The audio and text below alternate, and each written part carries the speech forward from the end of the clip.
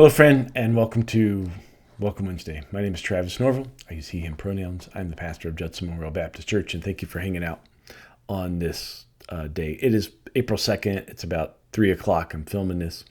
It is a cold, wet, dank day in Minneapolis. It is terrible bicycling weather, absolutely terrible.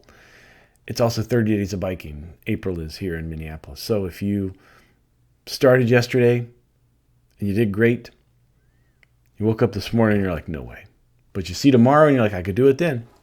That's okay. And if you need a special dispensation, guess what? The peddling pastor is going to give you one. Couple things real quick. This Sunday is Communion Sunday, and this Sunday, we're experimenting with a bring your own glass to communion. You're going to bring your own glass, and we're going to pour your grape juice in it. There may be a little sparkling water. If you bring a really giant glass, do you get a whole bunch of grape juice? No. I mean, you may get a little bit more, but not a lot. We got to share. I'm excited about how this continues to evolve. This communionist dinner party, the food, the experience, the fellowship, the sense of what we are, the blessing. And this week, it's going to be even a little bit different too. So let's see where it goes. I'm looking forward to it. The theme is comfortable religion. You know, we're giving up bad religion for Lent. One of the things is, how many times have you had a discomforting, uncomfortable religion? Right? It just doesn't make you feel good. It doesn't give you hope. It doesn't give you a sense of purpose. It doesn't make you think that your contribution in this life matters. We're gonna talk about comfortable religion. I just spoke with a person this week, and they were telling me about their experience in a liberal church, but they were not practicing what I think good religion. And this person is really messed up, is really hurt, is really damaged, and it's going to take a while for that heart to heal. And I go back again, bad religion messes people up. And we're trying to do all we can to promote good religion. So let's continue, folks. We can do this. We're doing it.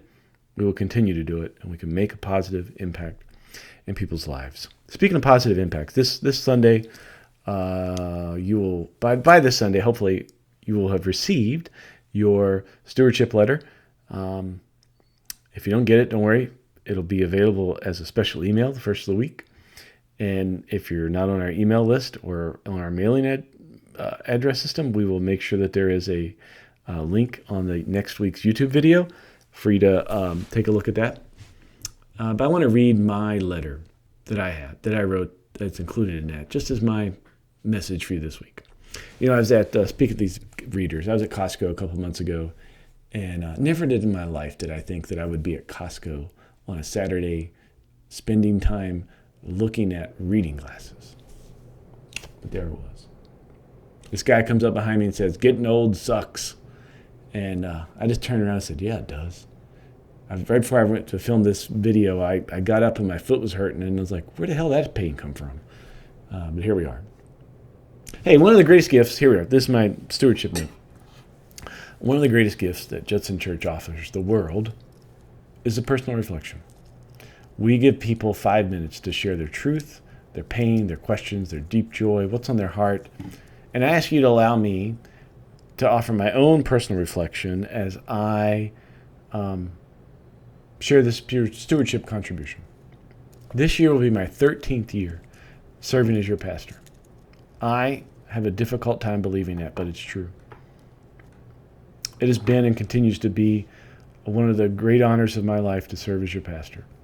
It hasn't been easy or without wounds.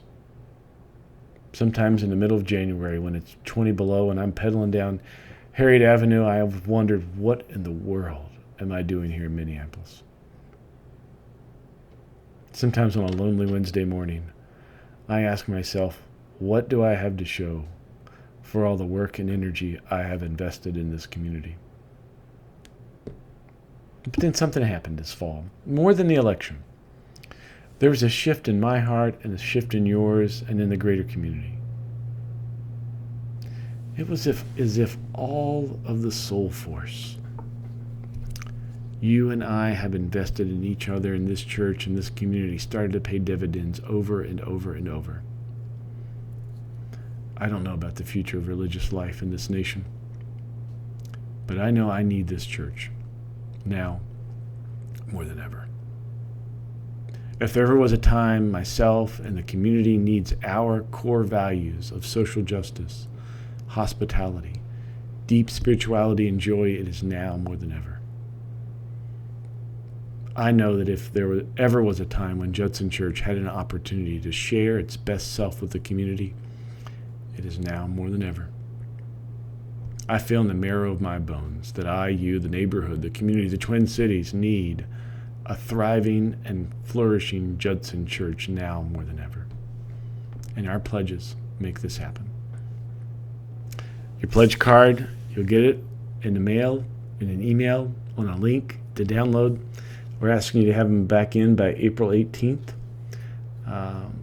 We're asking you to give as much as you can.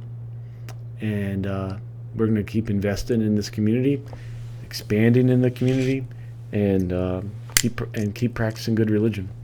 I think we've got an amazing opportunity. We have moved inertia, something that churches can never do, and I think you can feel it each week. And I continue to invite you to be a part of this, something bigger than ourselves, in this movement of love and forgiveness and transformation. Thanks, friend, and we'll see you on Sunday, online or in person, or a little bit later when you're maybe catching up with some services. Peace. Let me know if you need anything. Let me know how you're doing and how we can partner together. Peace.